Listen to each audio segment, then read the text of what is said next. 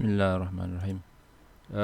Kita lihat juga macam mana kita boleh communicate daripada Android Studio untuk kita push kepada phone Android kita untuk kita uji lari apps, kita test kita punya apps yang kita tengah bangunkan.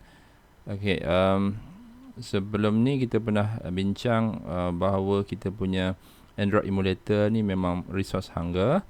Dan macam mana nak connect untuk mengelakkan kita gunakan AVD ataupun Android Virtual Device ataupun Android Emulator, kita boleh gunakan phone kita sendiri untuk kita debug kita punya apps. Yang mana kita perlu untuk pada phone, kita perlu untuk on USB debugging, kemudian kita connect USB data cable daripada phone kepada PC kita. Dan pastinya kita kena ada install ADB driver dalam PC kita juga. Okay, so option tu ada sebenarnya dalam developer option. Okay, korang kena buat turn on ataupun onkan USB debugging dan pastikan allow apabila dia request untuk komputer dengan RSA ni communicate lah. Tapi korang tak akan nampak developer option ni kecuali korang activatekan dia. Nak activatekan dia macam mana? Korang kena pergi about phone, kemudian pergi pada build number, korang press 7 kali, korang carilah kat mana pun about phone dalam software dia. Lepas tu klik build number sebanyak 7 kali, dan korang kena on dia punya USB debugging. Okay, bila korang turn on USB debugging ni dan korang dah install korang punya korang punya ADB driver, korang punya USB cable lah connect. Okay, baru korang akan dapat ni lah, dapat turn on, click on USB debugging. So korang kena on kan dia lah USB debugging. Dan selepas korang turn on USB debugging, dia akan minta supaya korang allow RSA key fingerprint ni allow sajalah dan klik OK. So basically dalam tutorial sebelum ni dah tunjuk dah macam nak buat. Korang kena install juga USB Universal ADB Drivers ni untuk PC korang boleh talk dengan phone. Okay, so dalam tutorial tambahan ni kita just nak tengok macam mana kita boleh onkan kita punya okay, kita boleh onkan kita punya phone sebagai debug tools. Okay, so contohnya macam ni. Okay, so korang dah connect, pastinya bila korang dah connect USB tu, korang dah dapat dah setting everything tadi. Kalau kau nak tengok yang tutorial penuh, korang tengok tutorial sebelum ni lah, dalam tutorial 10. So korang boleh tengok kat sini, dia dah keluar dah. Ini adalah option yang mana kau boleh guna emulator. Kalau kau nak guna emulator, nanti aku tunjuk kenapa emulator ni macam membebankan sikit kepada PC kita. Yang mana lebih elok kita gunakan USB cable dengan actual device. So ini dia dah connect dan dah detect ada nampak phone ni Samsung A20. So korang boleh execute je lah. So code ni korang boleh execute. Okay, korang boleh execute. Dan nantinya dia akan bla bla bla. Dia akan nampak kat sini. Dia tengah install dah ni. Okay, dia tengah install. Okay, nanti apps yang kita buat sekarang ni dia akan appear kat dalam phone ni lah. Phone ni lebih kurang. So phone ni sebenarnya daripada kita punya actual device. So saya buat screencasting. Okay, screencasting menggunakan Visor, VYSOR, Visor, VYSOR.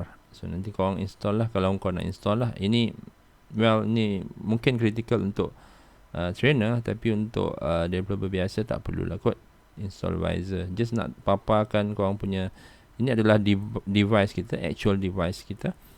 Okay, ini adalah actual device kita, bukannya kita punya emulator. So let's say korang nak gunakan emulator pun boleh juga. Korang boleh on kan kat sini. Okay, kita ada option ni AVD manager. Okay, zoom kejap. Sorry. Okay, kat sini nampak ni. Oh, sorry. Lush.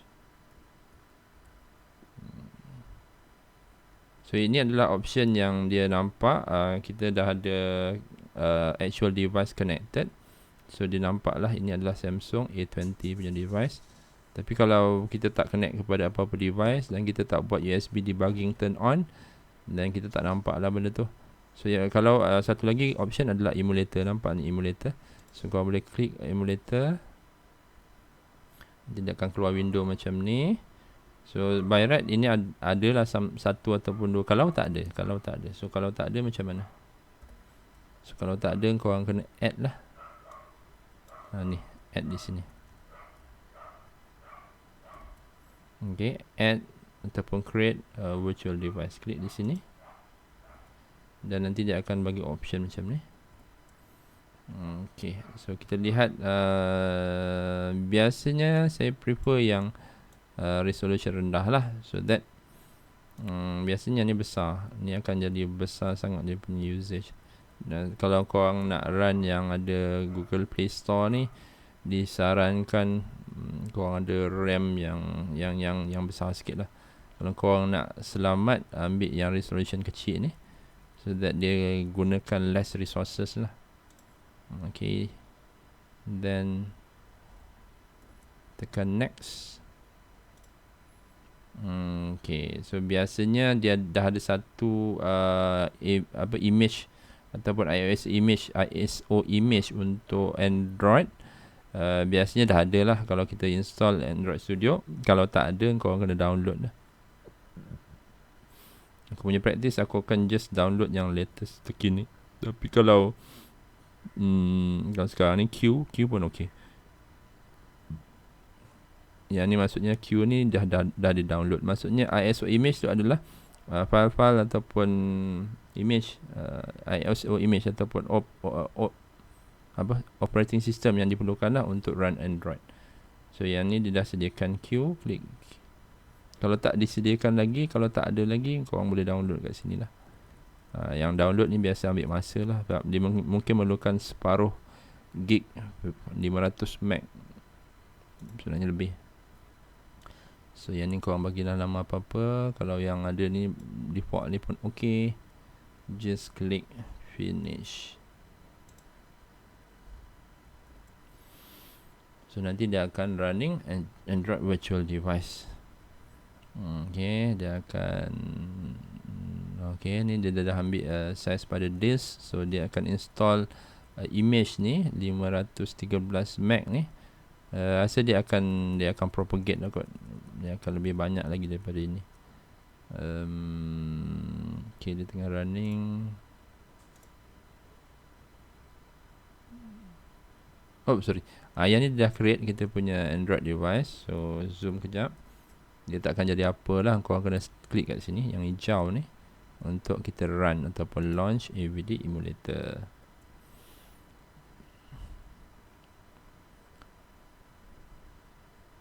So bila kita on AVD emulator, dia akan appear macam ni lah. Ini kita adalah by right ini adalah Android emulator kita yang kita run dalam PC. Kalau yang satu lagi ni adalah Android. Ni adalah ni adalah contoh device yang saya run daripada Android phone biasa lah.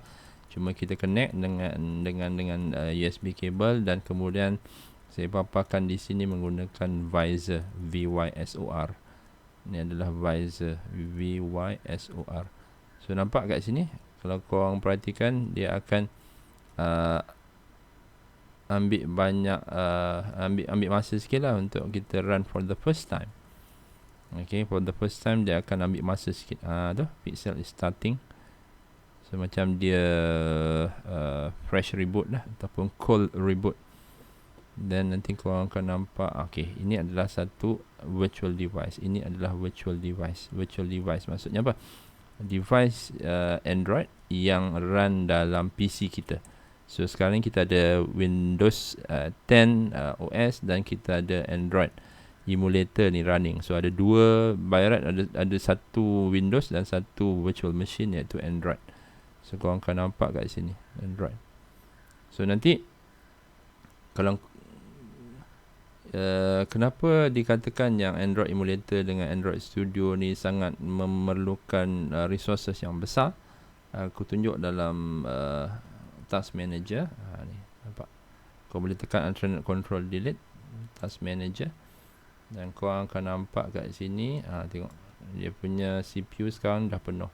Aku tengah running 8GB RAM, Intel i5 dan juga SSD lah, menggunakan SSD. So perhatikan bahawa Android Studio, zoom kejap. Android Studio ni antara yang memakan banyak space lah. Okay, Android Chrome, Chrome ni biasa lah. Dan satu lagi adalah ni, nampak dia makan banyak space lah. Dia makan banyak space ataupun resources kita, ataupun ni Android Studio ni, resources memang kita banyak pakai lah.